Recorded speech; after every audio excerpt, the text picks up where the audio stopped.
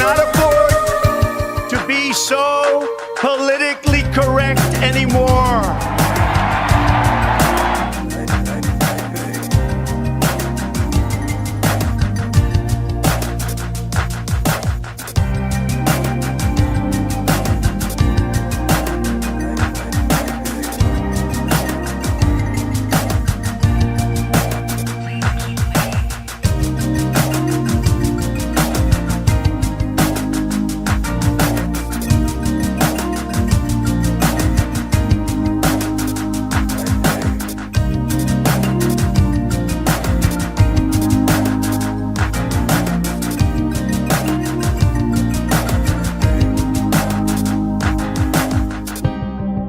Americanism, not globalism, will be our credo.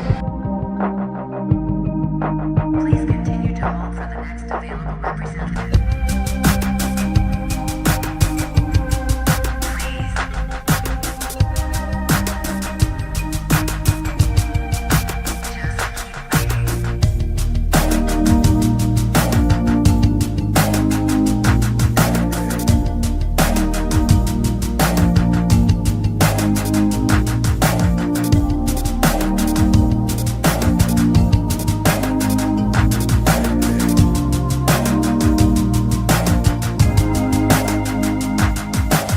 Americanism, not globalism, will be our credo.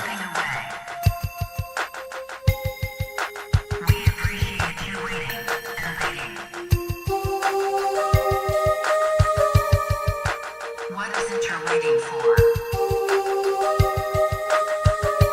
Do you even know anymore?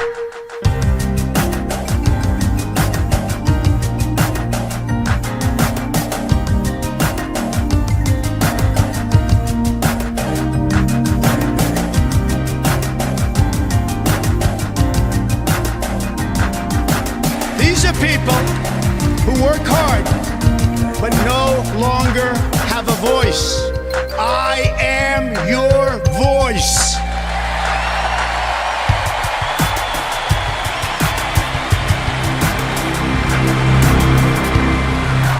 Disconnected. Hello, everybody, and welcome back to a brand new live stream. Make sure you guys like the stream down below and subscribe to the channel if you are new. So we have news to talk about today, and that we do. We have a lot to cover in today's stream, so buckle up.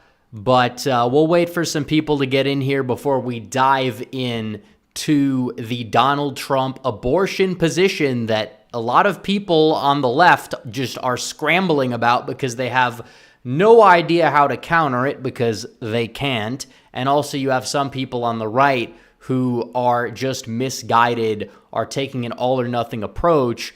And we know what happens when people take that approach. It really just leads to losses. It leads to the opposition having a mandate to do whatever they want to do. That's really what this comes down to. So either way, we're going to cover it. But it is important to note that the so-called Biden surge may be over. Morning Consult was one of the first polls that showed Biden gaining. He took the lead, and now Trump took the lead back in the recent sample from Joe Biden. I don't know if it's a response bias we saw over the past few weeks or what was going on, but either way, it seems like the polls are starting to shift. We saw a couple of other polls that had Trump leading. Trump in this Reuters poll did dip down, which the poll had him losing the last poll, but the sample is a little bit weird because there's 22% undecided. Either way, this notion that Biden is like taking off like a rocket ship and he's leaving Trump in the dust is not real. It is true Biden has been spending a lot of ad revenue that might increase his numbers by a hair in some states, but presidential spending, a little bit overrated so long as Trump remains competitive. And while it is true that Biden has been spending a decent amount of money, Donald Trump was kind of lagging in the cash department, but he's catching up. And that means that Donald Trump's going to be able to get on the airwaves to counter it. And he has every single issue favoring him. He really does. The Trump presidency. That's what people are really going to base this election on. Trump and Biden. Trump has a record. His record was near spotless in the eyes of a lot of people aside from the final year. But do people really consider, oh, I can't vote for Trump because of COVID when COVID is pretty much gone and Biden kind of is seen as like this, person who was just severely in favor of a lot of the COVID measures? Because back then the critique against Trump was, Trump didn't support lockdowns enough. It's careless. That's what they said. But, at the same time, trying to attack him for the COVID economy doesn't even work, because even by certain metrics aside from unemployment, prices were down back then. And on top of that, you had a border that wasn't completely wide open, and you weren't really seeing an economy that was open doing poorly and stagnating in many metrics with numbers that were fluffed up, because every single time the jobs reports get released, what happens? Well, Joe Biden's numbers get revised down, and it turns out we're actually losing full-time jobs, and all the part-time jobs that were created went to non-citizens, presumably a lot of illegals in the mix as well. And on top of that, prices are still very high. The toothpaste is not going to be put back in the tube. Gas prices are going up again. The inflation rate likely, it did rebound, by the way. It did rebound in February. It might even continue up again in March, and that's never really that much of a good sign. And wages are just not rising at the level they need to. Biden's approval rating is severely underwater on the economy still. It's not a good look for Biden whatsoever. You can't really spin it in a positive way. The only people that are buying this are partisan Democrats, which really brings us to the one issue that Biden is trying to milk, and that issue is the issue of abortion, because he knows he can't run on anything else. He can't run on the border. He can't run on a strong economy because he doesn't have one, and even when he talks about it, his numbers go down because nobody really buys the numbers that he's touting.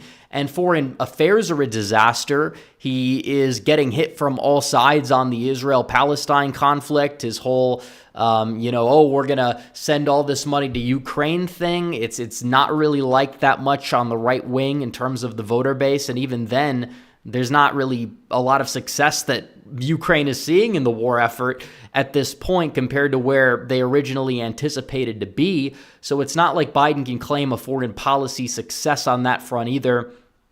So foreign affairs are a disaster. Immigration is the biggest disaster. Prices are a disaster. Every single aspect of this administration has been negative. He insulted tens of millions of Christians on Easter on top of it by this ridiculous proclamation for some holiday that nobody cares about, Transgender Visibility Day. It's not like you can't see these people. They're the most visible people ever. They're being overrepresented, and you can spot them a mile away in a crowd. You obviously can. It's ridiculous that you'd even need a concept for that, but declaring that on Easter, spending more time talking about that than Easter on Easter, his campaign is being run by lunatics. And we're going to talk about the abortion issue. We will. But I do want to touch base on the Biden campaign a little bit with this tweet right here. This is their headquarters Twitter account, if we could pull this up. Biden-Harris HQ. And you have a guy that goes on Fox News and says, if women have to travel to another state to get an abortion, it's not the worst thing in the world. And he's right. Even looking at this from a perspective that is not really a pro-life perspective, if you want to take that lens.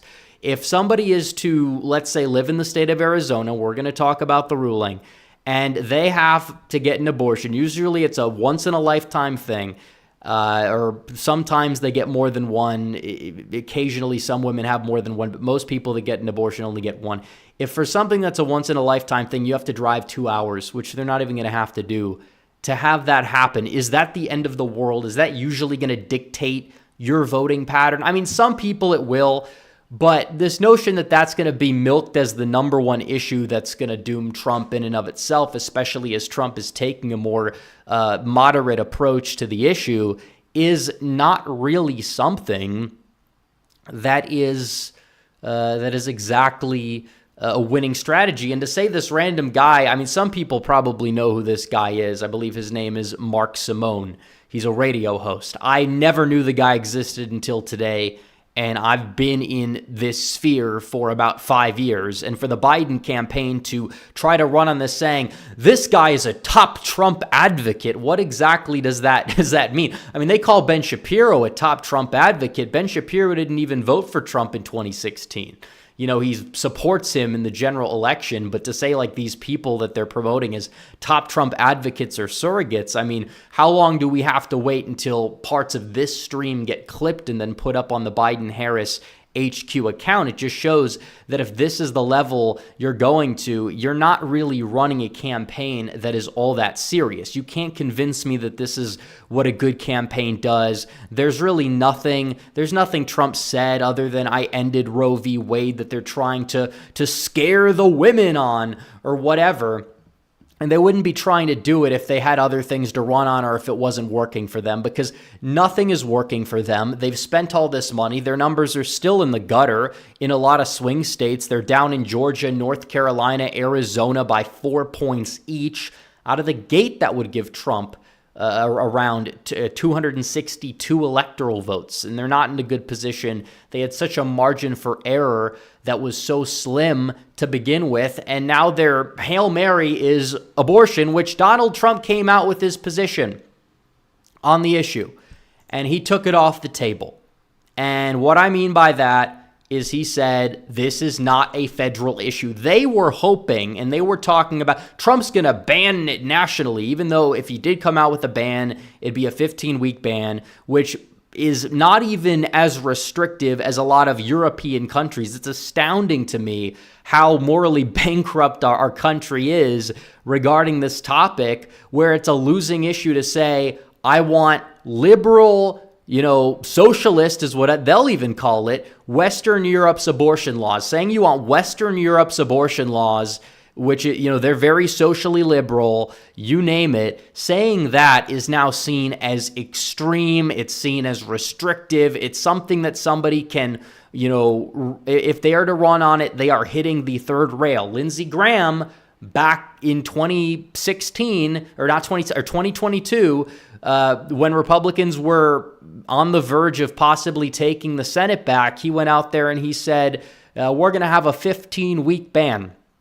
Now, here's the deal. Do I think that that's the only reason why Republicans underperformed in the midterms? No, I didn't even mention the issue much at all in the documentary on that I did. But I will say that when it comes down to it, was that likely enough to sink, let's say, Adam Laxalt when he lost by a few thousand votes? Yeah, I think so. I think it was enough in some close races why you probably did see, certain, Democrats more energized to turn out. That is 100% true. So Trump is just taking it off the table. He said, I'm leaving it up to the states. He said, I oppose late-term abortion like the rest of the country does, and partial birth abortion. It's true. Joe Biden in 2007 said he would support a ban on late-term and partial birth abortion back when he had 5 brain cells in his head. He doesn't have any left, apparently. But beyond that point, when you're looking at this, it's like Trump goes out there and he says, we're going to leave it up to the states. It's a state issue.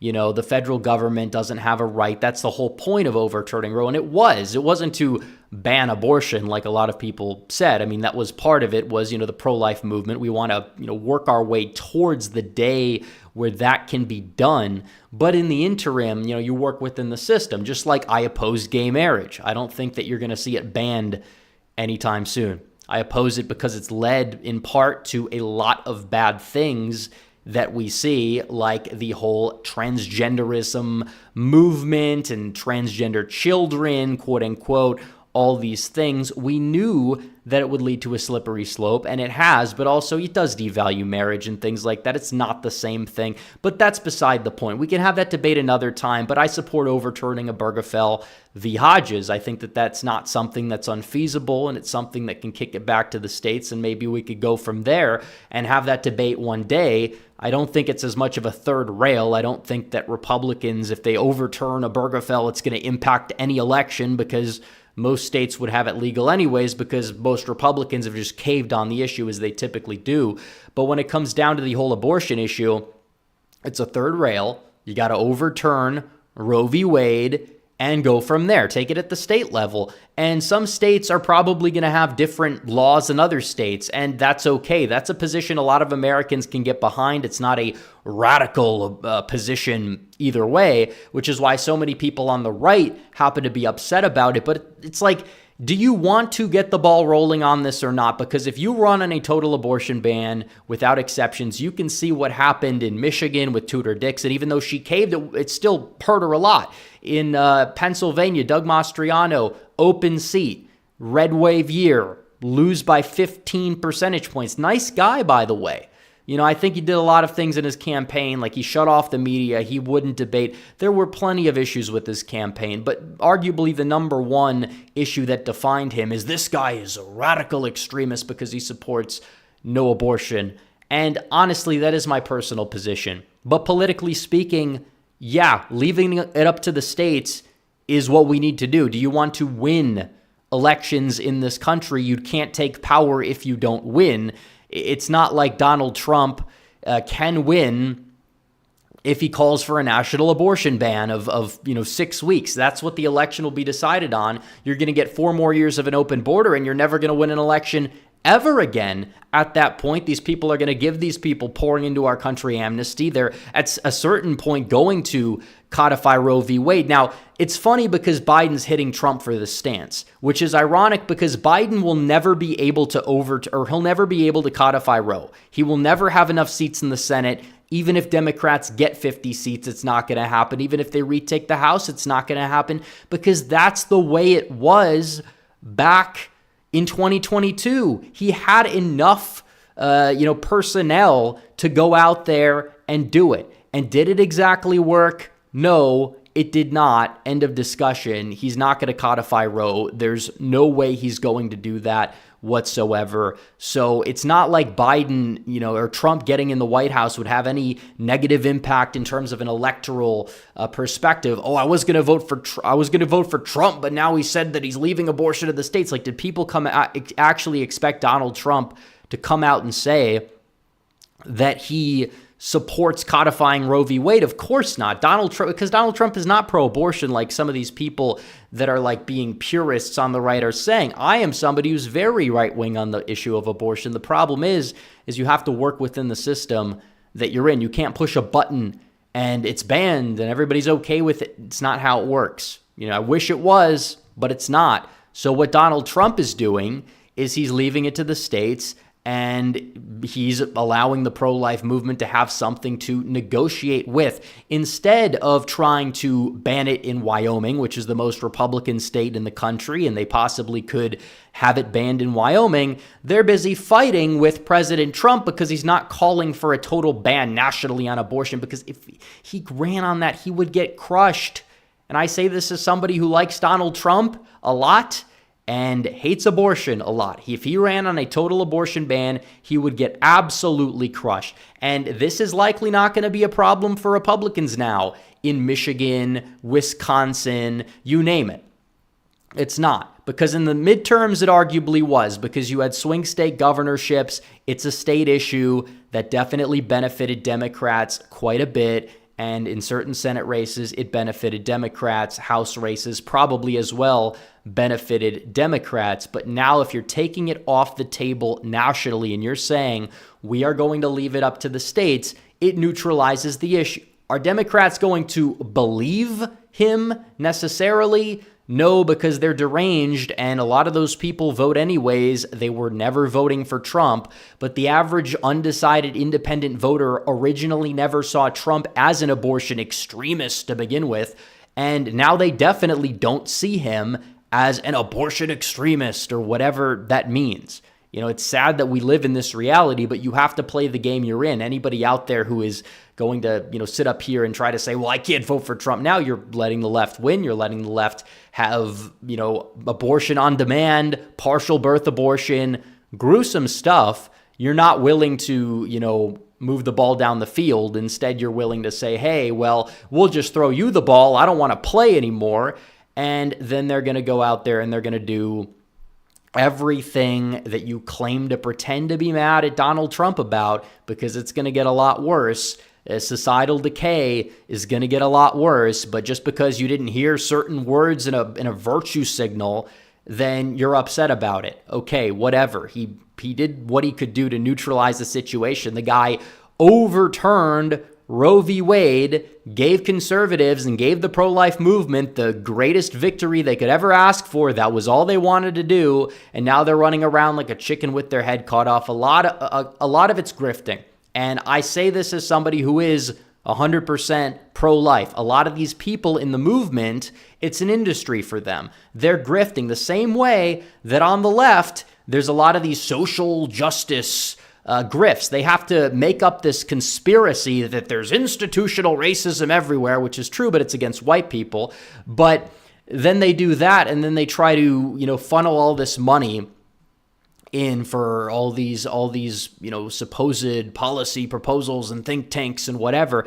That's how they keep the narrative going. If they actually accepted reality, well, then there would be no industry here. They're trying to be mad at Trump, and they're trying to drum up the support for the next big thing, which honestly, I think they need to be drumming up the support. The left is at least pragmatic when they do it. We're not. And, slavery was wrong, but if I was going to run for president in 1820, would I say that it's a good idea to run as an abolitionist of slavery? You're going to get crushed in the South. You're not going to win, especially if you're running for, political office in the South. You definitely would get crushed, more so than if you're running in a state like Vermont, for example, or a state where they already banned slavery.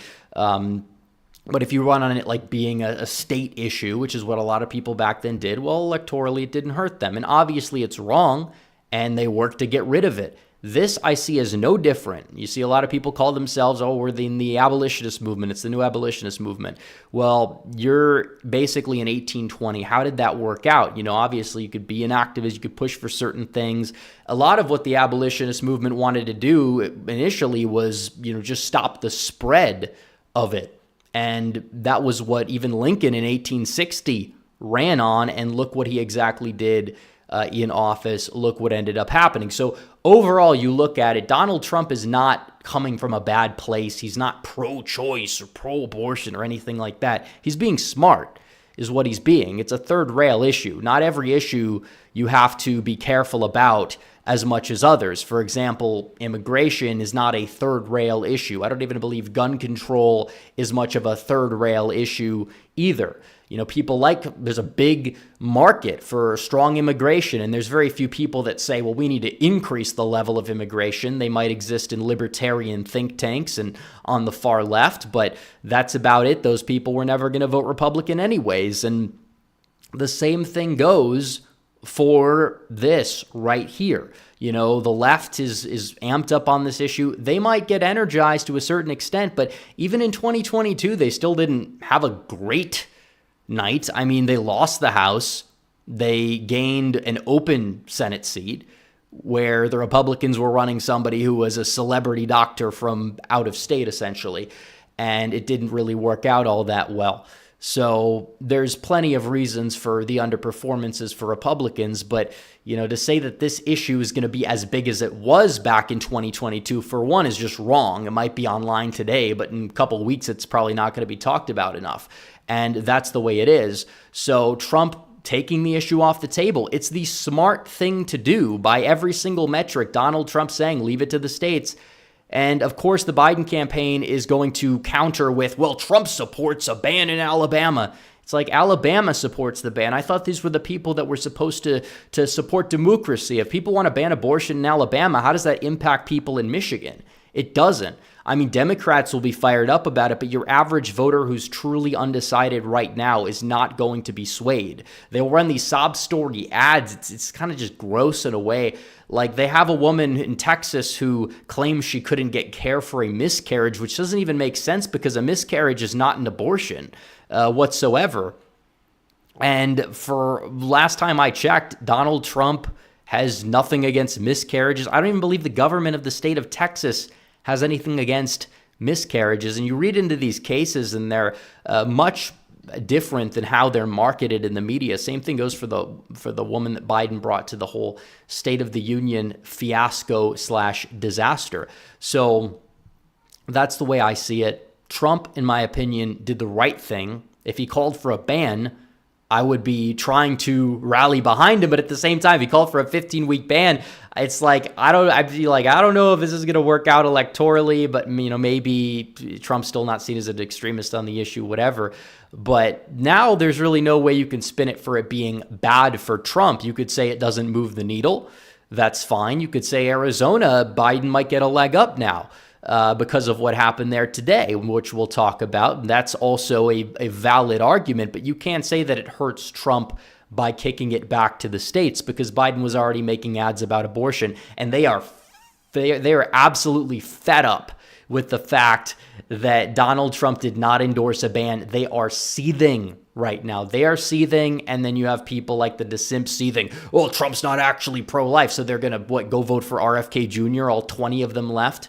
RFK Jr., who basically supports codifying Roe v. Wade. Really?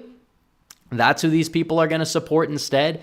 These people are a joke. They're a total joke. They want Trump to lose, so their robotic God, who has no charisma, who is one of the most overrated politicians we've ever seen enter politics on the national stage. It's like they really want Trump to lose, so this guy will be the nominee in 2028. And if Trump loses, I'm not supporting the guy for the nomination in 2028.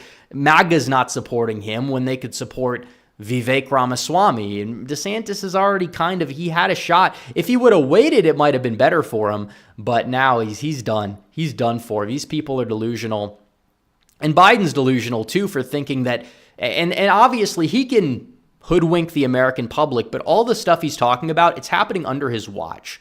And he had the opportunity to codify Roe and he didn't do it. So how do we exactly go about this? I'd recommend, because you do have a lot of people out there who are pro-abortion, and it's a sad thing, but I'd recommend telling these people, if they are on the fence, that Biden will never have the power to change state laws because he'll never have the votes for it. You need 60 votes. You're not going to even get 50 in the Senate. You're not, even if you get the House, you don't get the Senate. You don't even know if you're going to get the House, even if you get the presidency.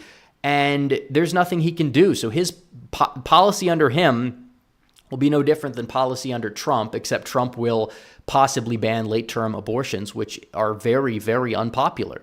And that is that. I mean, you see in many cases, if the baby can survive outside the womb, why would you support an abortion? The baby can survive outside the womb at 20 weeks. The baby could feel pain at 12 weeks, 10 weeks. There's a heartbeat at 6 weeks. I mean, these are real milestones in life, which is why I oppose abortion to begin with.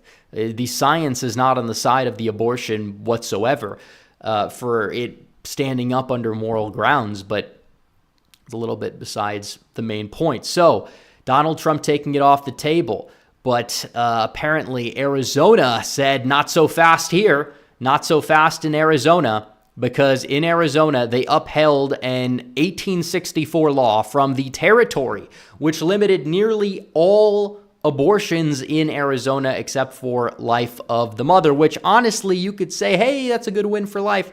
It's not a win for life because they're not going to enforce it. The Democrat Attorney General of Arizona has come forward and said that she will not enforce the law. So already out of the gate, you are seeing this not being a win because it's not going to be enforced. Whether you say that that's going to be unconstitutional or not doesn't matter. For two, this is only going to lead to Democrats being energized, and they're going to have the grounds to put the referendum on the ballot. It might give Biden an extra point or two in the state of Arizona. It doesn't mean Trump can't win it. He's already up by 3 to 4 points in the Grand Canyon state himself.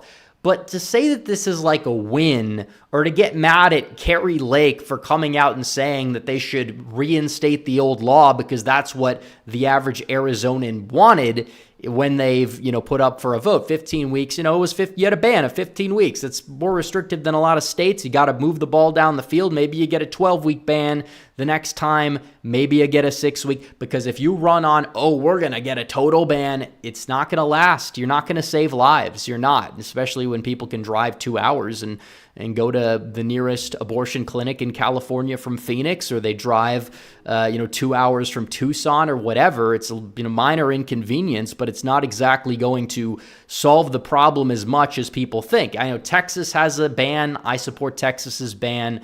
Obviously, it's not causing Republicans a lot of electoral problems because Texas is built different, and a lot of Democrats that live in Texas are pro-life Hispanics, and they are moving to the right to a certain degree. So it's not really like a lot is changing, and it also keeps Democrats out of the state of Texas, so it's not really going to be that much of a swing state, and it didn't really impact Texas a whole lot in the midterms. Greg Abbott still won by a decent amount. So looking at the big picture, Biden trying to say, we're going to run on it being a state's issue or being bad. Well, in a place like Arizona, they might resonate with that, even though Biden is lying, because he'll never have the support to codify Roe v. Wade. He will not. And Roe v. Wade itself is unconstitutional. It's always been. Ruth Bader Ginsburg even admitted that it was unconstitutional. She didn't care because she was a political hack justice. But at the end of the day, legal scholars agree that it was the wrong decision. That's what Donald Trump said. It was wrongfully decided. It should go back to the states. Correct position. It is back to the states.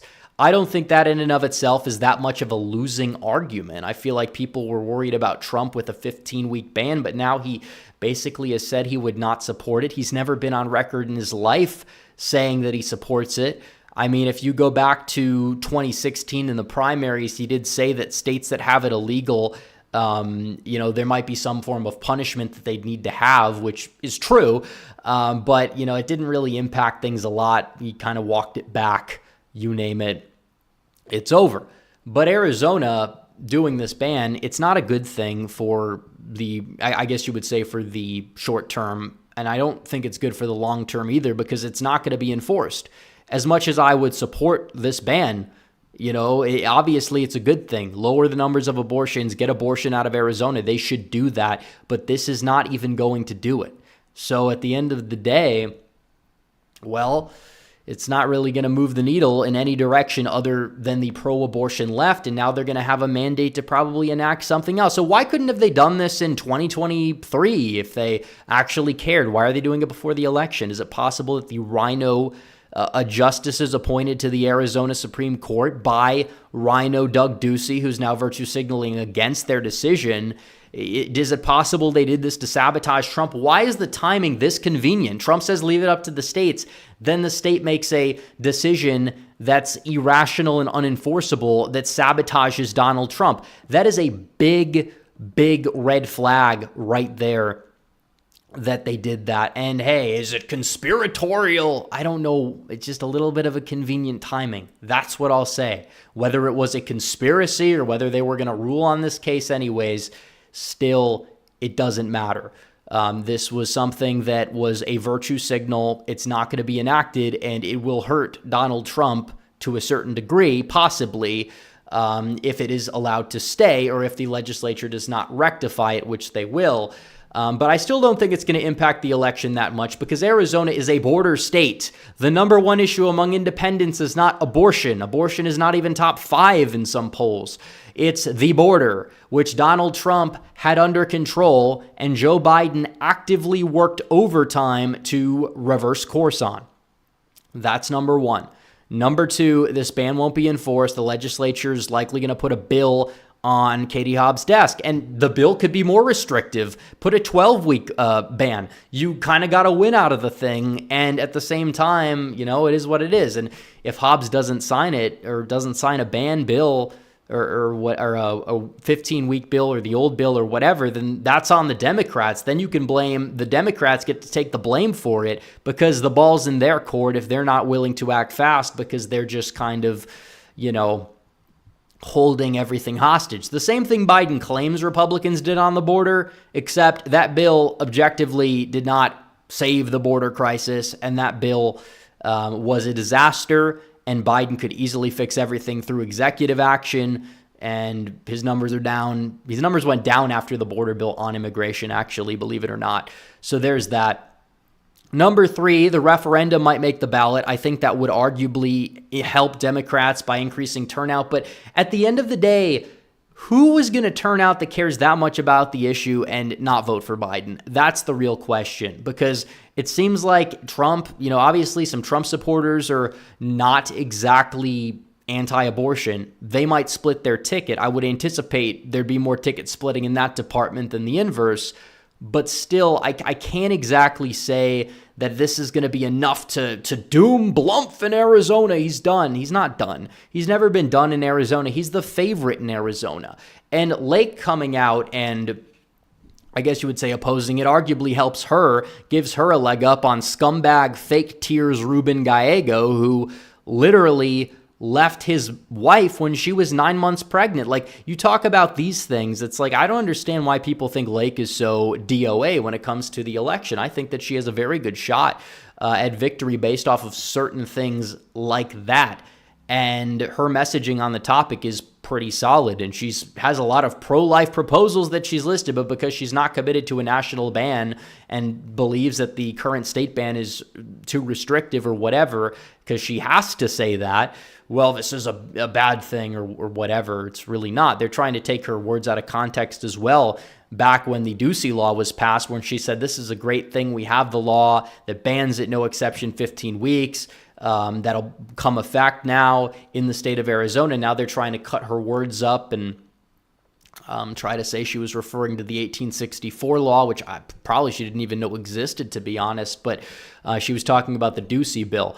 So now they're trying to twist her words about that. So either way, number 4 is Stein and RFK Jr. will be on the ballot. So if people don't like Biden, but they're like super far left and want to turn out about the issue of abortion, they'll just vote for Jill Stein. Honestly, Stein is definitely somebody who can get votes on the ballot in Arizona because of her stances with the whole war that's happening. And Biden did have a decent uncommitted share in the Arizona primary as well. That's not talked about a lot, but it happened. So there's that. Now we'll go to the people with the super chats. We will see what you guys have to say on this issue. But I cannot sit here and say that this is going to hurt Trump because he supports leaving it to the states. That was basically the most realistic, moderate position he could come up with. Do people really think Donald Trump would support codifying Roe? It would hurt him electorally because the base does matter. You can't alienate your base that much. You just can't. So that's that. Maryland Degati 83 says Trump's lead is declining in RCP by 0.6%. Well, it went up today. I'm not sure if you saw the polls, but it did actually go up today. It might go down in the new Reuters poll, but they do tend to weight it a little bit differently because there's virtually no way that you are going to see 22% undecided this close to the election, where so many people have made up their minds on Trump v. Biden. So there's that. Merck IWNL says they're trying to get RFK's running mate to drop out because it helps Trump. This is the party of democracy, by the way. What a joke. Yeah, if they do that, then I feel like it might even backfire because it'll awaken a decent amount of people. I don't think it's going to happen. I really don't. She committed to the ticket knowing full well what was going on to begin with. And they're still going to be able to say, well, the polls are wrong, this, that, and the other thing. And I think she's still going to stay on the ticket. They are going to try because they're worried, and they're trying to get him kicked off the ballot. This is democracy in action, by the way, which it's not. And that's not me saying that we should strive for democracy. I'm not one of those people. But I will say that what is true is that the people that talk about democracy are not even supportive of democracy, because this is the problem with democracy. Explorer Bear says, suburban white hoser lunatics. Eric Kirk says, I say SCOTUS will be Trump's greatest legacy. Many people would happen to agree. David Zentara says, Biden thinks he can flip Florida because abortion. Good luck finding 1 million votes in a state that basically doesn't allow mail-in vote. Well, it does, but the people that vote by mail vote Republican, so it doesn't even matter. Mike Oxhart says, my genuine opinion is Trump wins the 2016 states, add Nevada and Minnesota. Well, the new poll that came out today, it could be possible.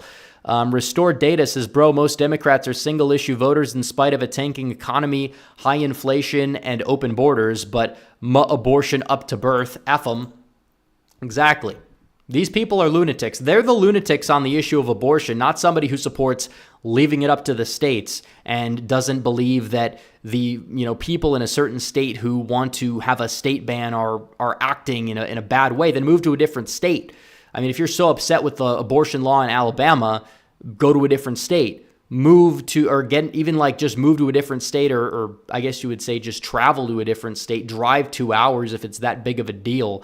That's the way I see it. Now, it should be banned in every state, in my opinion, because it's immoral, but we have to kind of kick the can down the road, and trying to operate under this all or nothing approach is going to lead us to have absolutely nothing to begin with, to end up with. So it's not a good thing. Liberal tiers say is illegal immigrants for Biden 2024. Noah Boyd says, thoughts on Texas registering 1.25 million voters without an ID. Is this a legitimate threat? No, it's not a legitimate threat because it's not real. The Republican Secretary of State in Texas came out and clarified it. There's only been like 70,000 new voters registered this year, and there's like some site out there that claims that there's 1.5 million. That's not true whatsoever. It is true that you don't need an ID to register to vote in Texas, which is a problem, but you do need an ID to vote in Texas. And I believe you need one to request a ballot as well if you're voting absentee. So it's not entirely something that's like all that big of a deal.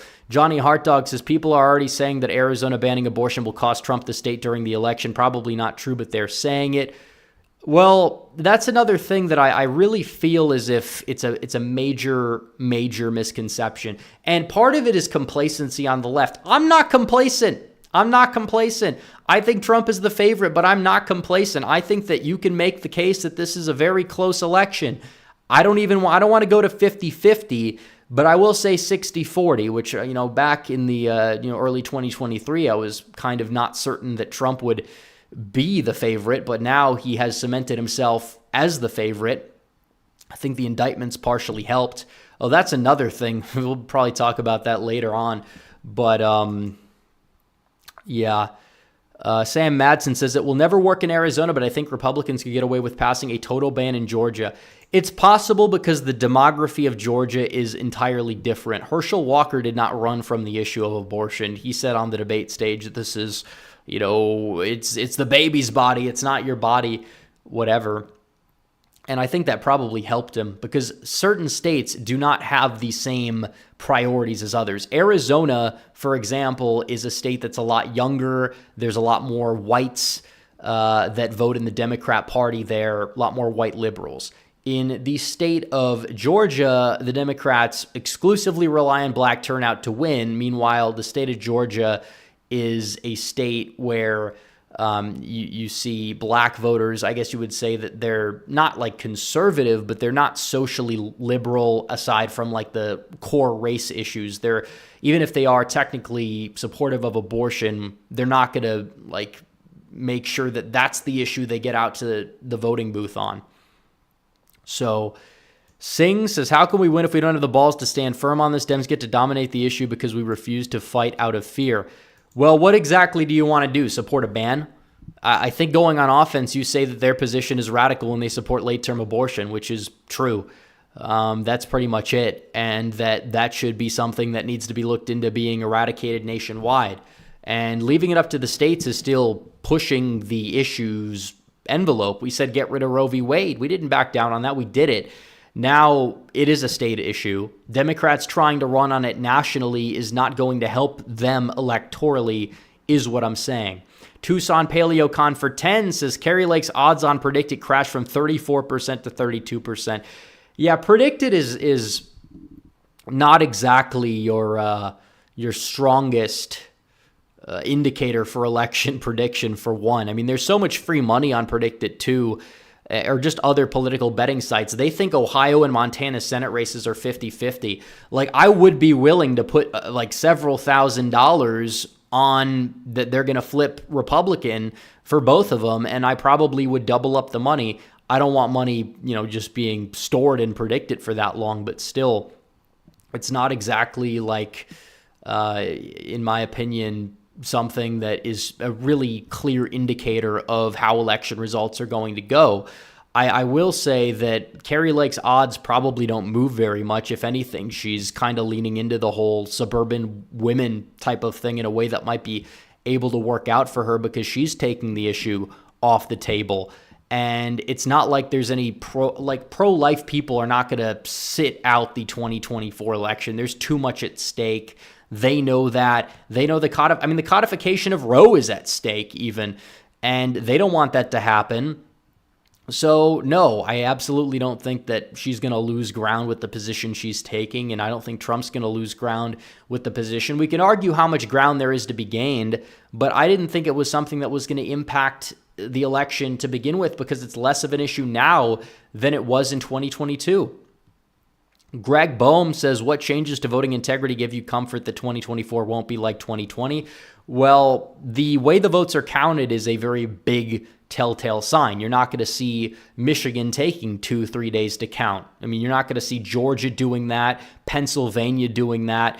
Honestly, I would have to say that in terms of the new legislation, you have election integrity laws in Georgia, Arizona. Even Katie Hobbs was backed into a corner in deciding one by the legislature. So I don't think that there's a lot of concern. I mean, there are concerns, obviously, but a lot of these things we see, like the whole, all these voters are registering without an ID, turns out that those stats aren't even real.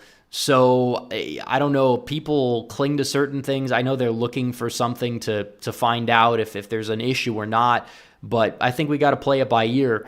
But in terms of the election, to say, it doesn't matter, we're not going to win because of this, get out and vote. Otherwise, it doesn't matter. They can literally just control the election without lifting a finger if you stay home. And that's what they want. So Singh says, just saying no one on the right had an issue saying abortion is murder until we finally had the opportunity to follow through. How can we win public opinion if we don't even state our honest position? Well, I don't understand how any single politician was saying that before. Has Donald Trump ever said abortion is murder? The answer is no. He's never said that before, to my knowledge. Pundits, commentators, that's our job. That's more my job than Donald Trump's job. Donald Trump's job is to get elected and govern. That's his job, and he's not saying that. Even if he did say it, I mean, it wouldn't be the end of the world. You could say, we got to be pragmatic, you name it. I mean, Mark Robinson said it. I still think he's got a good shot to win. So there's that. But it just depends on where you're running. Got to pick your battles. We're not going to win. We're not going to win if we don't. We got to change public opinion. That should also be the pro-life movement's position in this horse race to kind of lower the number of weeks or whatever. They got to do their part. Instead, they're mad at Trump because he basically supports the current state of affairs regarding, getting rid of Roe v. Wade, which is what they claim to want to do for how long? And he finally got it done, and now they're going to try to spit in his face, even if they are going to support him. It's not entirely the best course of action. We definitely need to, I guess you would say, have a movement that is going to just actually try to change the opinion of the public. And if you come out here too strong, it's like if you're going to be arguing with an atheist and you try to claim that Christianity is the one true religion, you're going to meet a lot of roadblocks. But maybe if you convince them that there is a God, which is near objectively provable, then from there, it's you're going to actually have a lot of progress to be made. And maybe then they could understand why Christianity is the true religion instead of some deism or some, other thing like that. List says, I live in Arizona for 5 years and abortion will flip it blue. We now have many snowbirds that vote in the state. I don't like it. Well, that would probably entail, if you have people from Michigan moving to Arizona, I'd probably feel like that's not something that's going to hurt Trump all that much. If you have people from California, probably more liberal, even though those that have been leaving are not so liberal themselves. So I don't know if that's going to be enough to flip it blue. I mean, was it enough to flip it blue in 2022? Yeah, but there were other things at play. So there's that. Trump saying leave it up to the states kind of takes the issue off the table at the national level, at least. Now, Biden running on that is definitely something that's an interesting strategy, but he has nothing else to run on. So he can run on it all he wants. He's never going to be able to change public policy on the issue the way that he claims he's going to do, because he just does not have the support and math for it. He just doesn't. Thomas Willingham says, chance on a Mark Robinson win? I'd say 50-50. Robinson is somebody who he's very likable. When you watch him speak, he has talked almost exclusively about the issues on his campaign. He has money to compete with his opposition. And, he has some controversial Facebook posts in his past, a lot of which he's apologized for, moved past, you name it. So I don't know how much that's going to impact things, but we'll see. I mean, Josh Stein's not that strong, but this comes down to a referendum on Facebook posts from 5 to 10 years ago. That's what the election is going to come down to. And I feel like the people that get out and vote for Trump aren't going to care about it as much. Robinson easily won the primary. He got more votes than Stein in the primary. There's a long way to go, but Robinson, so long as he gets his message out there, he's very likable. He's very inspirational. He stands a fighting chance. Anybody who's comparing him to somebody like Mastriano just doesn't know what the hell they're talking about. But North Carolina does like to split their tickets. It is a state that loves their Democrat governors, loves their Democrat attorney generals. So who knows? Who knows? Sven Olson for $50 says, according to voter demographics, married women and single women trended Republican in 2020, while married men and single men trended Democratic. If the information is true, do you believe targeting the vote of single men should be a winning strategy? Yes, I do. I feel like part of that just might be because Hillary Clinton kind of polarized the 2016 election by gender or sex or whatever you want to call it. I think that's why women, you saw more non-college educated white women turn out for Trump, and then maybe the inverse for Biden. But I feel like that's kind of going to just be a wash. It wasn't a big deal. Personally, I think that Republicans need to focus on maxing out the white non-college educated demographic. I think Biden might be hitting a roadblock among college educated white men, at least. I think that Republicans are going to see some gains with minorities. To what extent it's going to be is, I think, overstated by some people. But so long as it's enough in the right places, it could yield them success in this election. Surfing Cowboy says, I'm voting this time, but won't vote if abortion is on the back burner going forward. There's no point to having power if we can't actualize our values. Well, abortion was on the back burner in 2016 and Trump overturned Roe v. Wade. So I'm not entirely sure what this argument really comes down to. Now, on the state level, I think it's more of an issue, and it's something that we can possibly go on the offense with so long as we end up playing our cards right. But there's just so much that you need to do with changing public opinion. You're not going to be able to run on the issue of abortion and say we're going to ban it and win in most places outside of like Mississippi, Alabama, you name it. You're just not going to be able to make that happen, whether you like it or not. Should you be able to? Yeah, but it's the same thing with, with slavery in the 1820s. You're not going to be able to have it go away anytime soon. So there's that. Surfing, we already did that one. Jimmy Payne says, what are your thoughts on the effect of Biden's new student debt strategy to buy voters? Well, we're going to see what happens. It happened in 2022. He's going to try to do it again. It might not stand up in the courts. He's trying to do it to buy votes the same way he depleted our emergency oil reserves ahead of the 2022 midterms. Is it going to work? We'll see. It's interesting to note that there's a majority of the American voting public who did not go to college and don't want their taxpayer money going towards canceling out other people's student debt. So it's kind of like a 50-50 type of thing, especially in like Michigan, Wisconsin, Pennsylvania. Your average factory worker who works at the Ford plant in suburban Detroit is not going to want to foot the bill for some gender studies major who lives in Massachusetts. They're just not going to want to do that. So will it help Biden out? It could, but if we play our cards right, could it be turned back on him as well? It's possible. So we'll see what happens. Could get struck down. Somebody in chat says they struck it down again. I'm not sure I haven't heard anything about that, but we'll see. But either way, Michael Avenatti also, this is new, he called in from prison to MSNBC and he said that these trials are helping Donald Trump, and he said that he opposes the trial on the case that he was bringing forward, the whole Stormy Daniels hush money case, which apparently now there's new developments. It might not have been Trump after all. It was Michael Cohen that did it himself, possibly because Cohen himself had the affair with her and not Donald Trump. That's entirely possible.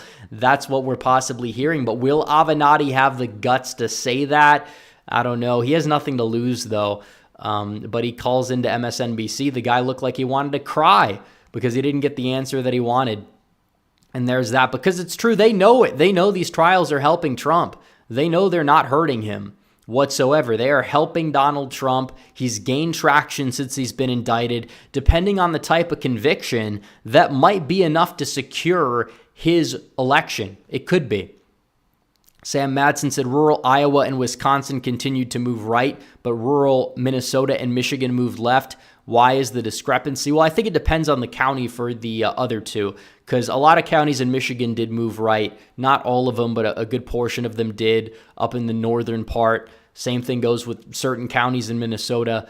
I think with Iowa and Wisconsin, it's just the old driftless area as a whole.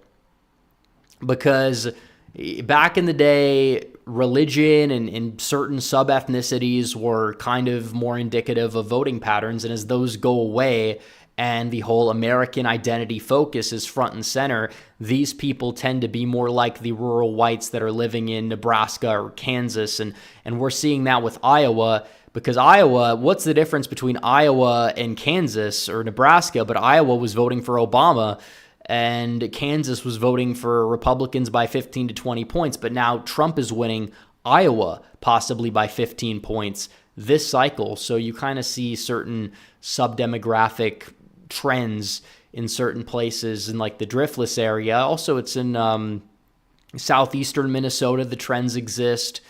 Northwestern Illinois, the trends exist as well. So there's that. Let's see. So we don't have any more super chats, but we will continue to take super chats as the night goes on. We are currently, right now, 57 minutes into the stream. So we'll keep going for a little bit, but still, it's important to note that this is not an issue that is going to be front and center for a lot of people. Some people might think it is because it's dominating the airwaves right now, but it's not. And Trump saying that he's not going to ban it means the whole fear-mongering campaign is out the window. It is. Veritas says, while abortion should be completely illegal, that's not electorally viable right now. We should be moving the culture rightward while supporting candidates who can feasibly win the election. Trump 2024. I agree 100%. 100%. But I think people just need to understand it. It's not something that I like that's the way it is. Obviously not. But we need to be smart and pragmatic. The left has been smart and pragmatic. You might not think so because you didn't even notice it when it was happening in the 70s, 80s, 90s, 2000s, 2010s. You might have noticed it now in 2016 when you started to fully pay attention a little bit more. It's like the left has always thrived on incrementalism. The right can do the same thing if they thrive on incrementalism. Olivia Williams says there were Trump Kelly voters and Lake Kelly voters. You said that Lake and Masters would get the same voters like Trump and Lake, but not so sure. No, I didn't necessarily say that. I had Lake outrunning Masters by several points in my final prediction, and my rationale for that was the fact that Social Security and Medicare will probably cause a lot of these seniors who vote Republican but are still on the fence to vote for Lake and also Mark Kelly. Now, they voted for, Carrie Lake neck and neck in that election, we know, but Masters fell behind by more than I thought he would. and Lake didn't perform as well in the end result than I thought she would. So that was kind of why it was. Also, Lake supported the Arizona law before she was against. Well, that was referring to the Ducey law, not the 1864 law. Also, Hobbs will veto any proposal to play politics. Well, if she does that, then they're going to have to bear that on their shoulders. They're going to have to deal with that. It's not going to be a good look for Democrats in that state because Arizona is a very high information state when it comes to voting. And it's not going to be a good look for Katie Hobbs. It's really not going to be a good look. So there's that. We will see what happens. We will see what happens in the general election. We have ways to go, but I'm not going to sit here and say it's over for Trump or, he can't lose because he can. People need to understand that this is not an easy election. It's very difficult. It doesn't matter that the economy's in shambles or that the border's wide open to a lot of people, because a lot of people in this country just are not paying attention. They're dumb.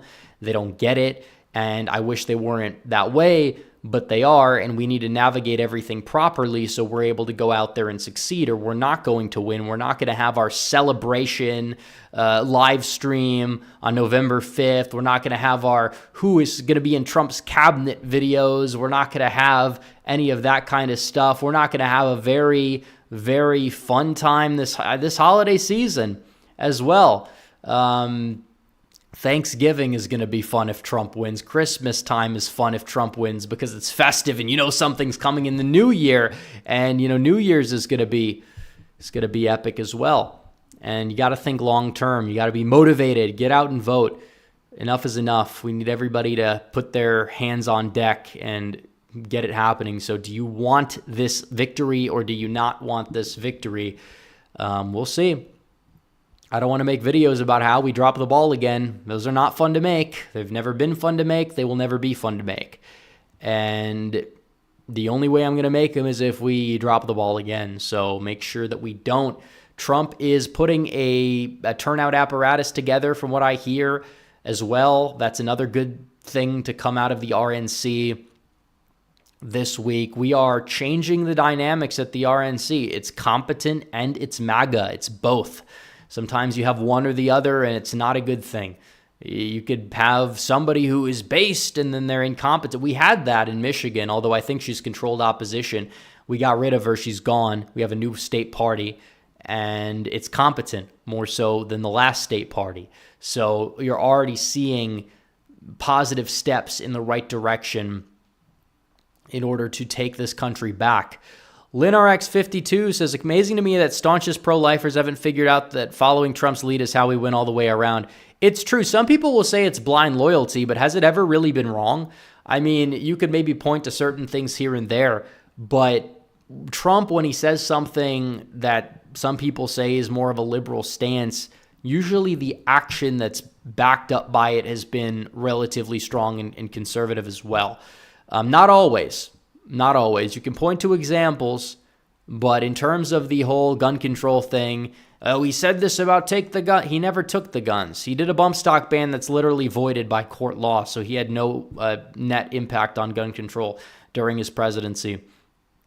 So you talk about it, it's just like he says certain things. He plays his cards better. He's playing his cards better than I've ever seen him play his cards in his political career, whether people like it or whether people don't like it.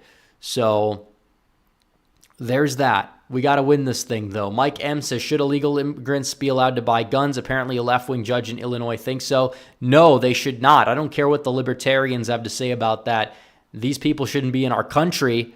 They crossed the border illegally, and you want to give them firearms? You want to give these people weapons? A lot of these people crossing are criminals. I don't believe criminals should be given weapons, period. It doesn't mean I support gun control. It just means that I support following the law, doing the job that the books tell our law enforcement to do.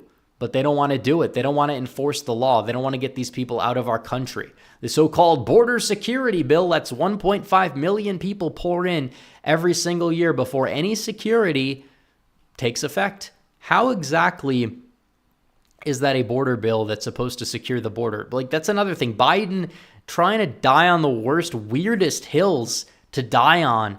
I mean, his campaign is not being run by competent people. That's what gives me hope. Top Trump advocate said this thing that might be unpopular. It's like, who is this guy? I never even heard of this guy. How does this have anything to do with Donald Trump? Has nothing to do with Donald Trump that somebody on Fox said something, oh, they got to go to a different state. It's not even a bad thing to say.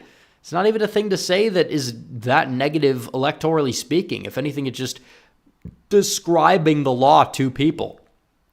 Biden thinks people are stupid. That's it. They want to pull at people's heartstrings over baby murder. Well, we're going to do the same thing with murder of American citizens by illegal aliens. We need to get all the ads up there on crime, issues people actually care about, not issues that are not issues at the national level now that Trump has neutralized it. And it's not something that Biden can exactly counter effectively if people know that he can't codify Roe, because he can't. He's not going to have the Senate. He's not going to have the House.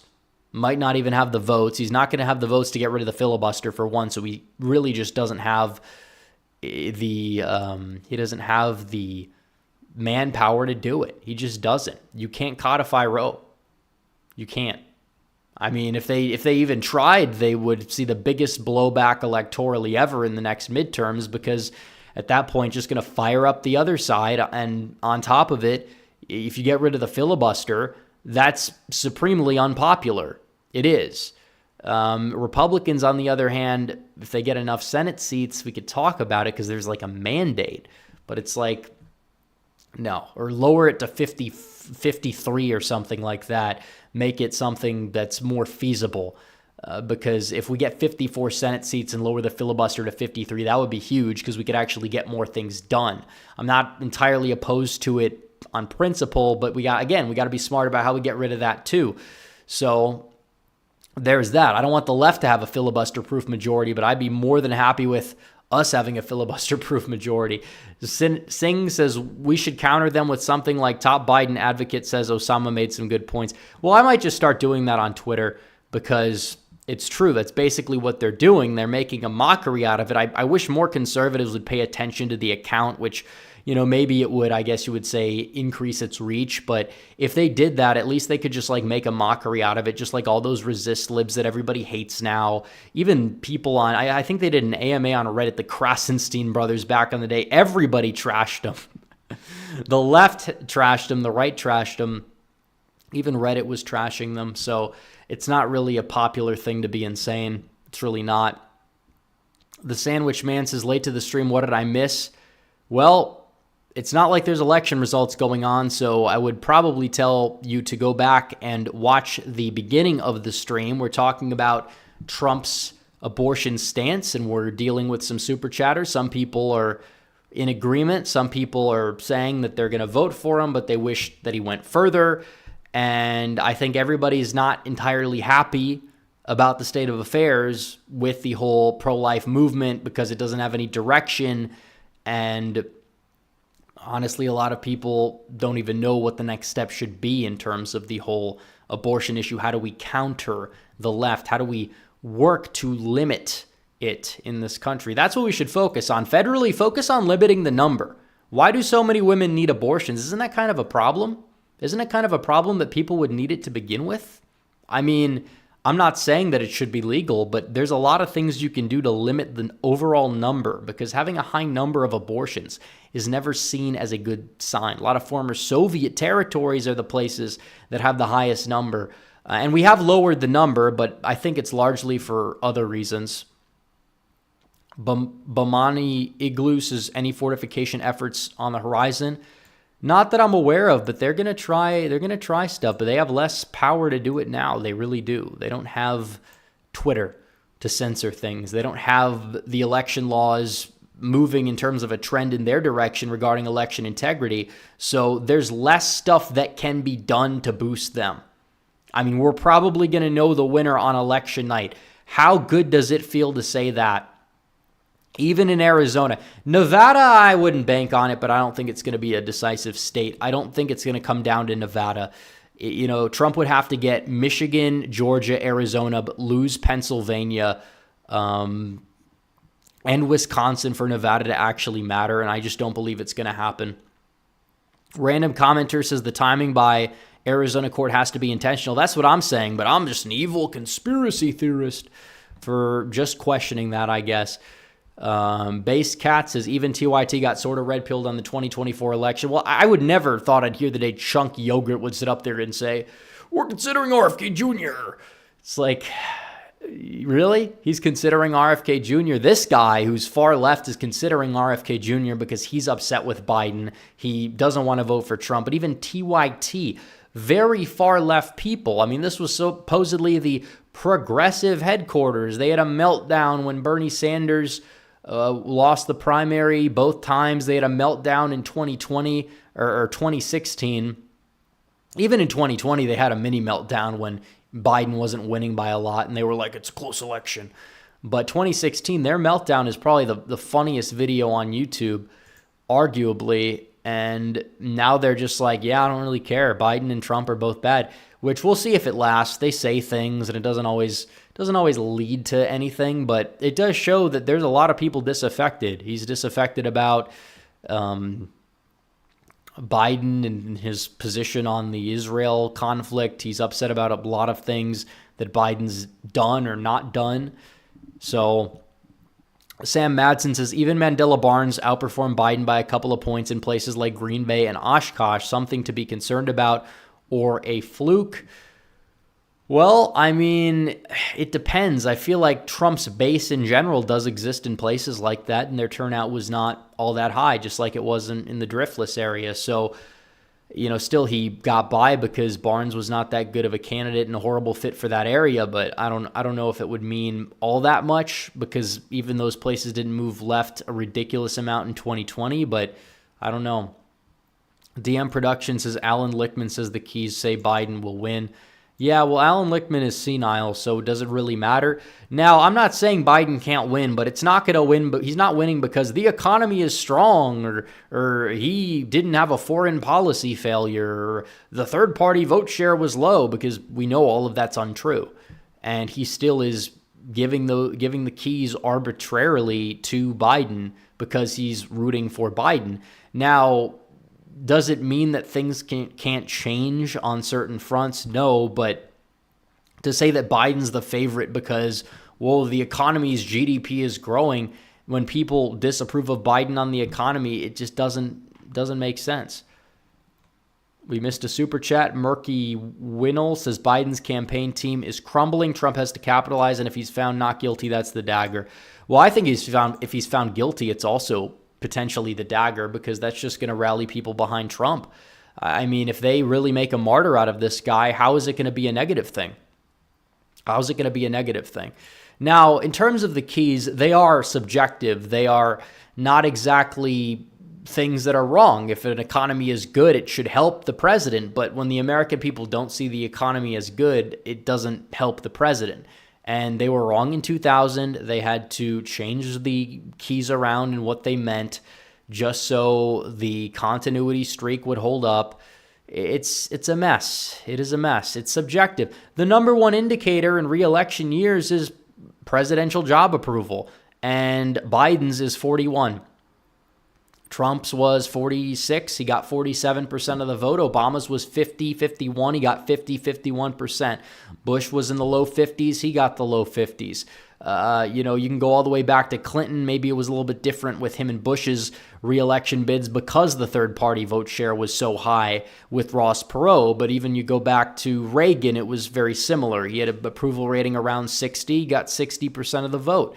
So honestly, when it comes down to it, I'd look at presidential job approval, and then I'd look at the third parties and see who are they taking votes from. Because if RFK Jr. got 20% of the vote, but Biden stayed at 41, then Biden would win. But it's not going to happen.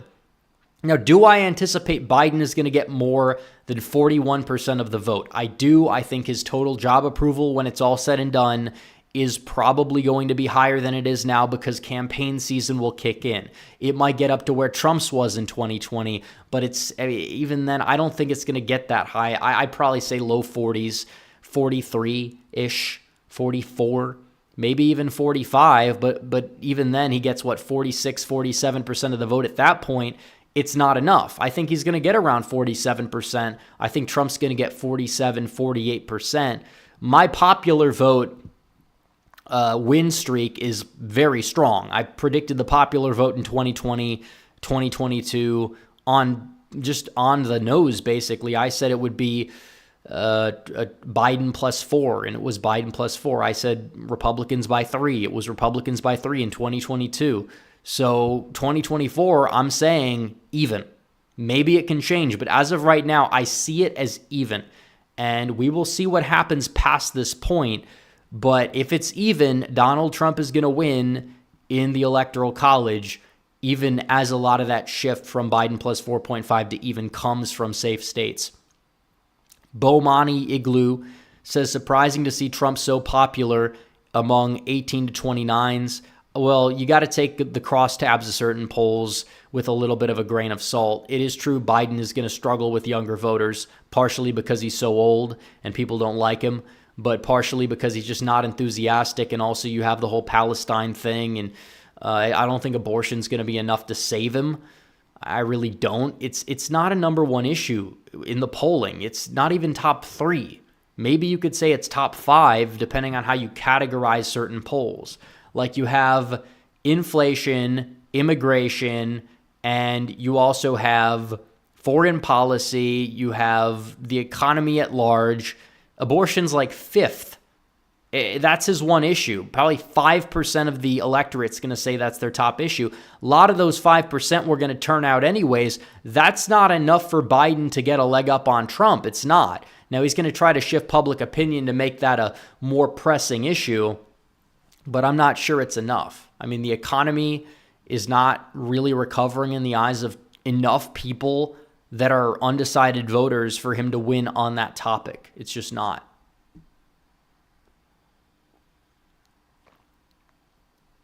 Let's see. All right, do we have any more super chats? This will be the last call. We'll end the stream. It's been a good one, but I promised I would go live today because it's Tuesday. It's Tuesday. We're live, and we're going to go from there. We'll probably, I don't know if we're going to do a stream until Sunday, but Sunday for sure, probably in one of those earlier streams than this one, just like we did on last Sunday. But I'll look in regular chat as well and wait and see if we have any more super chats to come in. Otherwise, we'll be ending the stream in probably about 5 minutes. Cost of living and the economy are not good for young people. That's another reason. You can't afford a house. If you can't afford a house under Biden, but you could back in the day under Trump, I can't see Biden winning on the economy to the level he thinks he can. You can't win on the economy. You can't win on the border, regardless of however way you try to spin the do-nothing border bill. You are not even clearly, even before this on abortion, Biden was up by single digits. Do you think that's going to change? I mean, maybe advertisements might change people's public opinion, but I don't know. Trump was going to get hit on the issue regardless, and he came out and supported a ban. It would have been far worse for him. Far worse for him. That's the main point I'm trying to make. And we'll wait and see when the election is all said and done, but you gotta understand. M says Sam Brown or Jeff Gunter. I like Gunter probably better, but I think Brown is almost guaranteed the nomination. And I think that he could win against Jackie Rosen. She's irrelevant. Brown probably just gets, whatever margin Trump gets. He'll get the Lombardo coalition. He could win because it's presidential year. It really is. Want to give you a shout out for replying to me on Twitter. Love that you interact with your followers. So I like to interact with people because it's the pulse of the people. I learn a lot from you guys, and you guys in turn learn a lot from me. So I feel like it's a good feedback loop. Can we make Minnesota competitive? Like I said, if Trump wins it, it's not going to be because he's winning over voters. It's because Biden's losing them. And that's the way it is. I think it'd be kind of a fluke. Just like 2016 being that close was kind of a fluke, but I don't think it's impossible.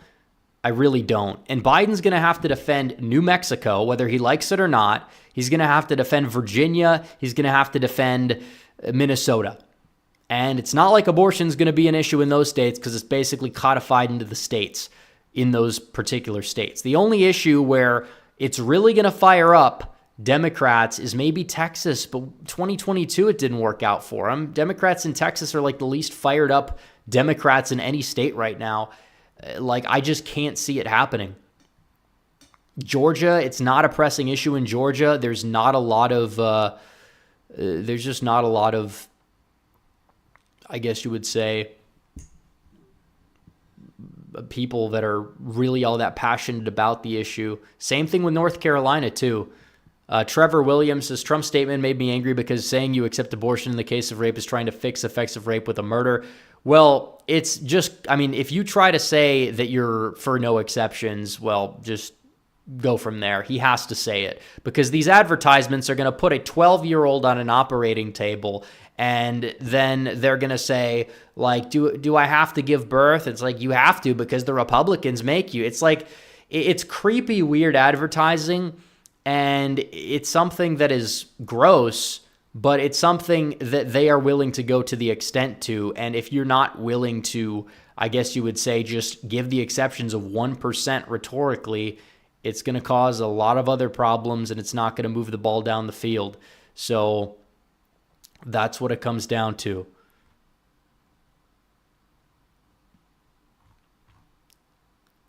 Do I think Florida's referendum will fail? It's possible.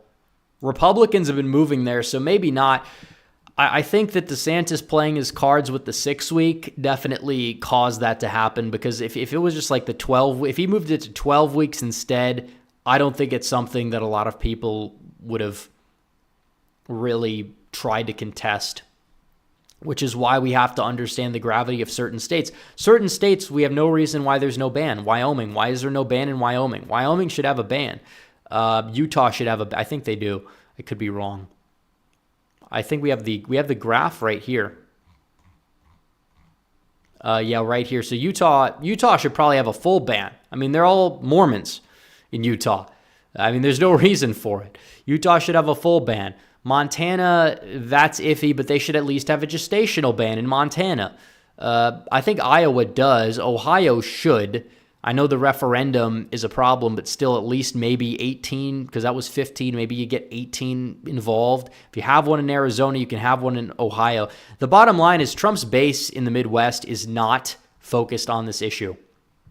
They don't care. They voted for Obama in many cases. They voted Democrat in the past.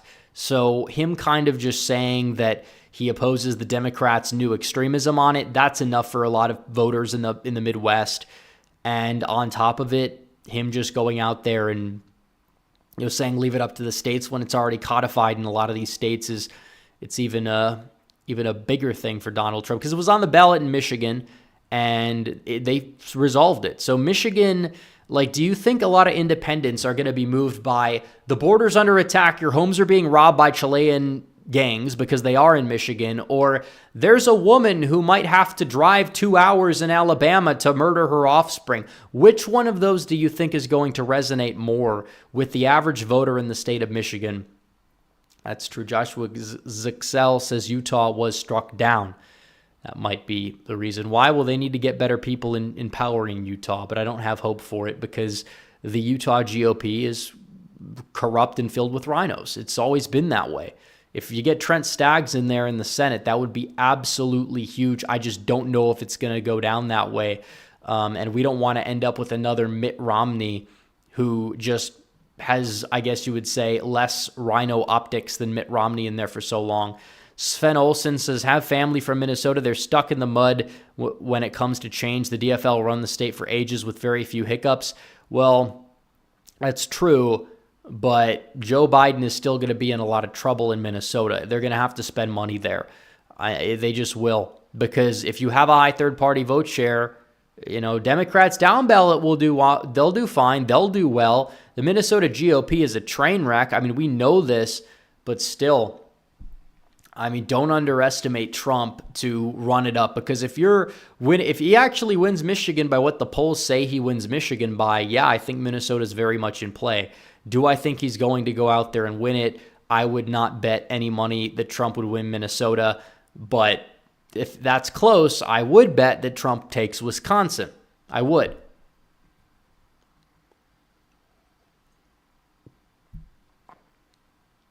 So there's that.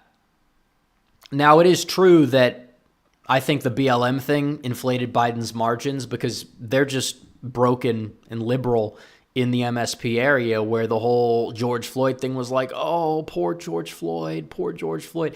And then they decided to vote Democrat because of that situation, which was a disaster. Now we find out the jurors on the Derek Chauvin case went to his funeral. They went to George Floyd's funeral. We found this. I saw it on Twitter. I don't know if it's been confirmed, but it was a sham trial from the get-go. There was no way that they were going to make the correct ruling on that case. There was zero way. Zachary Marentet says a lot of these providers have to realize that a national abortion ban will kill any Republican and set conservatism back everywhere, including abortion. I understand their pain, but it's true. No, it is true.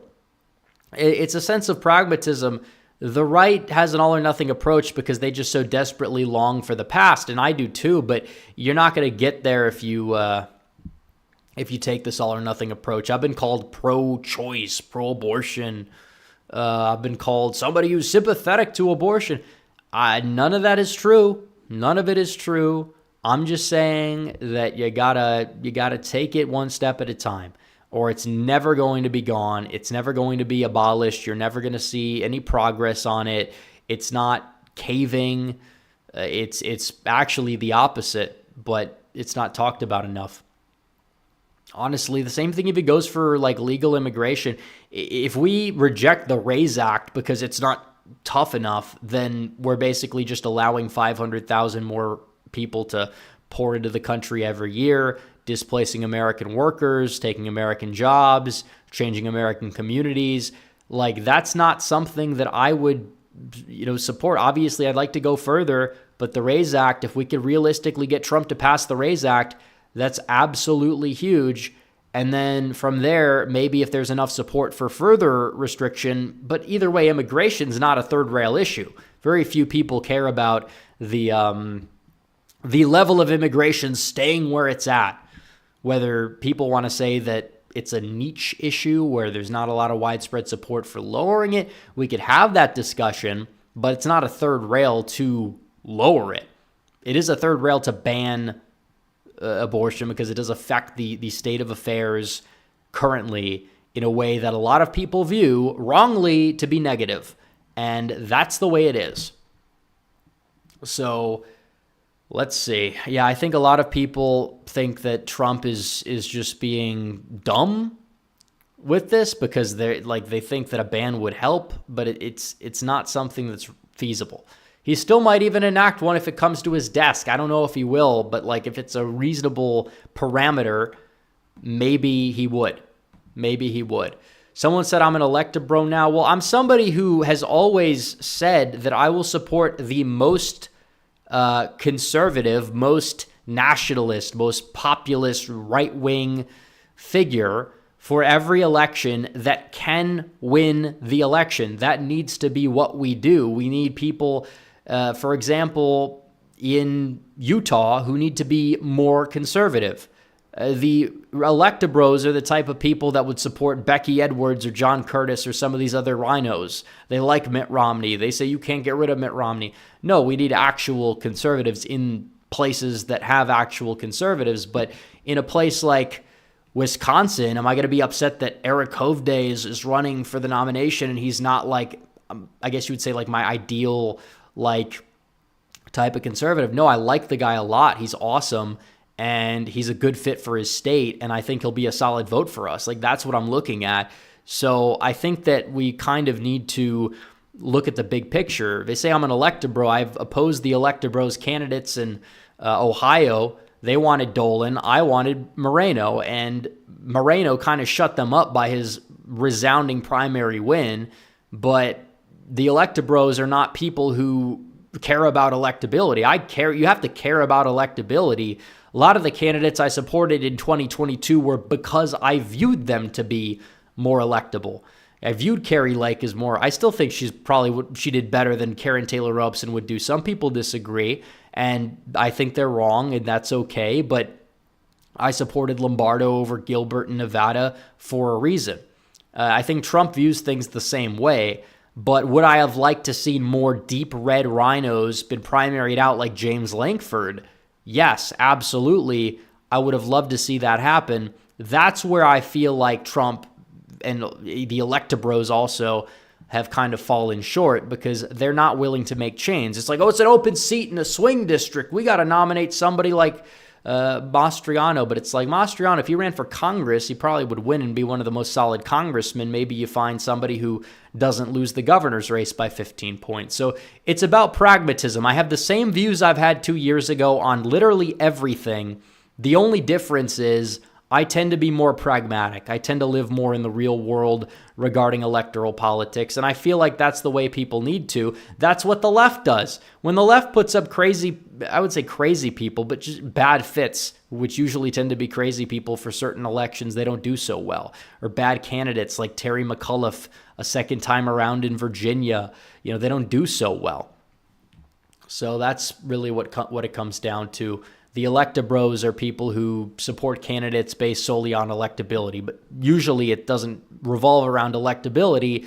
It's paranoia about certain candidates who are just fine, and on top of it, it's like, oh, well, this is a Trump plus 20 seat. We need this liberal Republican to be in there. It's like they operate in bad faith under the guise of electability, but we need electability because all politics in this country are electoral politics. If we don't have electoral politics, we don't have politics. And if we don't have electability, we don't have people in power to a certain degree. So the left, they put up their electable people, the people that have resumes that are astounding and that can pitch the pitch to moderates well.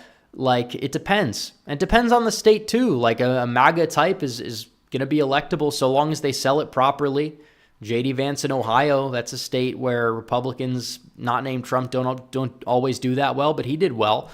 For a non-incumbent, he did well. He won by 6. He could have won by more if he campaigned more. DM Productions, his thoughts on Fetterman becoming a conservative. Kinda. Well, he's not a conservative. Actions speak louder than words. Now, to the voters, I think he'll stay in office. He's got very good optics for Pennsylvania. He'll be reelected. But he's not becoming a conservative. He's just saying that he's opposing the progressive wing, he's supporting Israel, and he is saying that what's going on at the border is not working. That's basically what he's saying, which is enough to placate a lot of people. But when you look at his voting record is 97% in line with Democrats. It's not ideal. Now, rhetorically speaking, is he probably my favorite Democrat senator? Yes, but that's not saying a whole lot, and I'm not counting Joe Manchin because he's out the door. I mean, Democrats have nobody. He is the most moderate. The fact that John Fetterman, of all people, is the most moderate Democrat remaining speaks volumes about Democrats, because Tester's going to go down, and he's fake moderate too. Brown is a fake moderate. The fact that the next biggest fake moderates are two people in Pennsylvania who vote with Biden 97% of the time, but just happen to have good optics for their states is pretty remarkable. It really is. I mean, besides that, who is the more moderate senator besides those two? I can't see the case being made for one. I mean, Sinema's gone, even though her shtick was all fake. She's gone. Fetterman is probably the most moderate Democrat left, but he's not a moderate. He's very much a liberal Democrat. He's not, Bernie Sanders level on policy, and he's critiqued his own side rhetorically, which is good, but still he is just absolutely, I wouldn't say a total grifter, but he's just somebody who's playing the optics game. He's playing politics. He's actually not dumb like we thought he was. He's actually very skilled, and he's going to stay in office for a very long time. There's that. So let's see. BRGRS says, I don't agree with Trump with the exceptions, but other than that, I thought he did a really good job explaining his stance on the issue. Well, I think a lot of people feel that way. Trump has always stood for exceptions because, Reagan did it. It's something that a lot of Republicans running for office, they kind of have to do, because Democrats will just say, what about if a 12-year-old happens to be a rape victim? which literally there's very few cases of that happening ever, for one.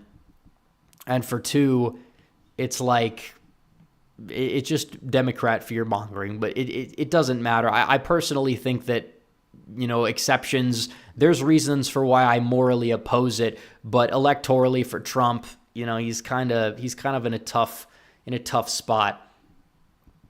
So there's that. Yeah, Fetterman is only good by comparison. It took a stroke for him to get common sense. Yeah, I mean, like, all these things are true.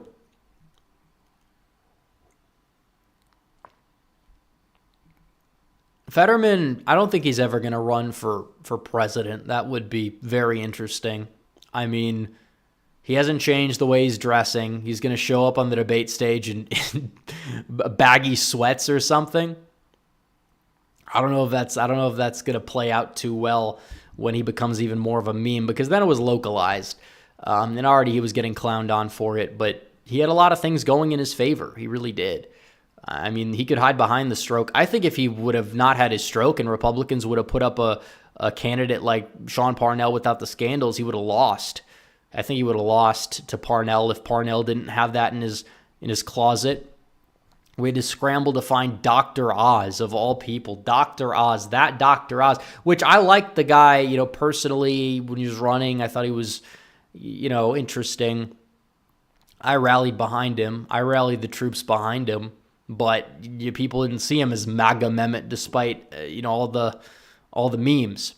And it also proves that election, Twitter, mafia, whatever, they're not real life. They're not real life. I mean, candidates popular on the so-called ET sphere are not always candidates that do well in real life. They're just not.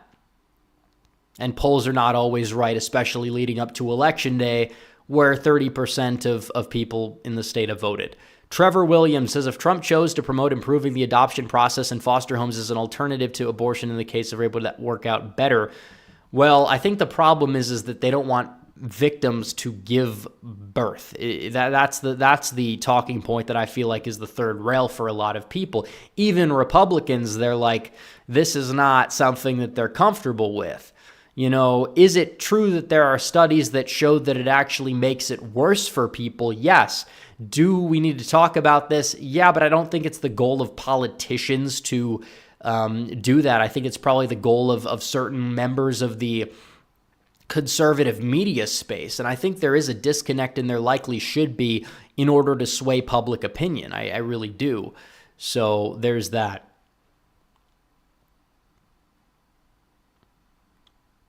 Someone said Mastriano wasn't flawed. Well, I disagree solely on the basis that he shut out all media.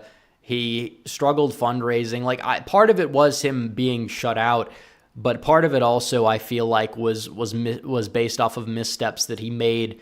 It looked for a while like he was going to win there. I mean, people clown on me for saying it back at the time, but pretty much everybody was saying it's going to be a close race, and pretty much everybody by September, October was saying that Shapiro's pulled ahead and he's going to win.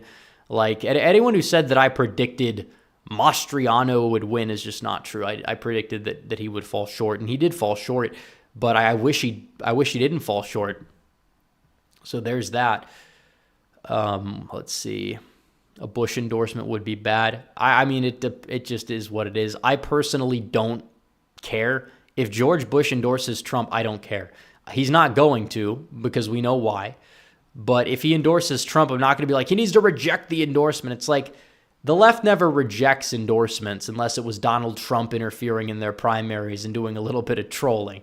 I don't even know what Trump's intentions were, but still. I'm sorry, but it was never going to be that close. I have inside sources in the GOP state. Well, that's more proof that election Twitter is not real life, more so than anything else. I feel like I was warned by some people who are very right-wing and in line with Mastriano that he was going to struggle in the primary, that I shouldn't back him. And part of that's why I backed Barletta for the longest time. I still think Barletta would have lost by a decent margin, don't get me wrong, but still. What do I rate Trump's chances of winning? I think right now you could say he's close to a 2-1 favorite, but I don't want to jump the gun. It's way too early. I think we're going to really start to talk about the chances where they'll matter more after the conventions. But as of now, Trump has a lot of momentum. He's winning on every issue. I'd like to see some polling post the Trump abortion stance. Biden's campaign is desperate. They're lying. Is that going to work? Well, we'll see. Depends on if people buy the gaslighting or they don't buy the gaslighting. Let's see. DM Production says Wisconsin 2022 is messed up due to bad candidate picking. Jonathan Wichman dropped out, stuck with Tim Michaels, who backed union bosses. Rebecca Kleefisch being a total lobbyist. Well, yeah, it is true that a lot of the candidates that were running for office in a lot of states ended up just dropping out of nowhere, and that possibly impacted the race. Also, what if Herschel Walker didn't run? That's another question. I think Republicans would have that Senate race in Georgia, but he ran, and he was the favorite son enough to win a primary, but not to win a general. So there's that. But if we had that Senate seat, we had Laxalt winning, and then we had Lake winning in Arizona, the governorship, I feel like it would have softened the blow. The midterms would have not been the worst thing in the world. And I think at that point you would have had the mandate to say it wasn't Trump's fault, because you had somebody who was Trump-aligned. You had more Trump-aligned individuals win, and it would have proved that the turnout in the Midwest and possibly Dobbs up there was the serious problem. So there's that. Now, I think we're going to end the stream. So we've been going for an hour and 40 minutes. We have 539 viewers, and it's about time we sign off. Like the stream before you go, and subscribe before you leave, and hit the bell for notifications so you never miss another video or stream. Make sure that you guys follow me on social media. The links are in the description down below. I will see you guys in the next one. Red Eagle out.